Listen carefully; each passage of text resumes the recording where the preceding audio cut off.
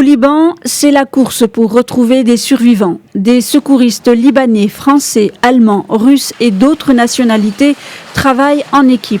3 jours après l'énorme déflagration qui a défiguré la capitale libanaise en quelques secondes, faisant plus de 150 morts, ils essayent de se frayer un accès sous plusieurs mètres de gravats.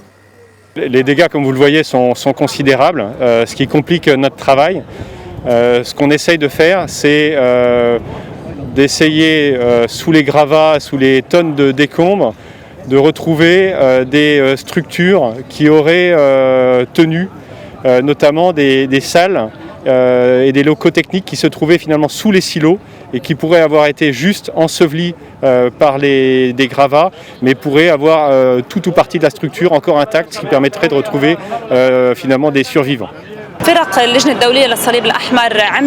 Des équipes de la Croix-Rouge internationale ont effectué un premier état des lieux. Il a fallu d'abord évaluer les besoins des hôpitaux. Une autre équipe a travaillé auprès des familles touchées par le sinistre afin de faire une première estimation des dégâts. Et surtout, nos équipes ont dressé une situation des stations d'eau détruites lors de cette explosion. Nous nous efforçons d'apporter notre soutien pour aider les équipes mobilisées à faire leur travail afin de contribuer à un retour à la vie normale le plus rapidement possible.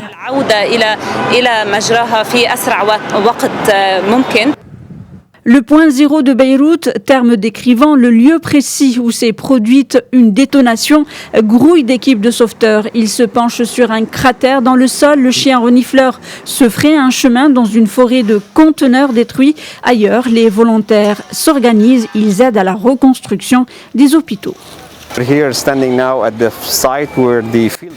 Nous sommes ici sur le site de l'hôpital de campagne. Après les explosions, l'hôpital est devenu complètement inopérationnel. Nous avons évacué 330 patients. Certains sont en soins intensifs, d'autres des patients du Covid-19, des nouveau-nés, des femmes qui accouchent.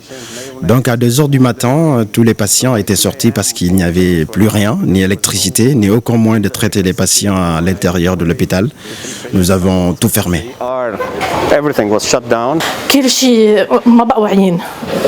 Tout est perdu. Nous avons perdu conscience lors de l'explosion, mais je me souviens du son de la déflagration. C'était incroyable. Quand on a repris conscience, il n'y avait plus rien.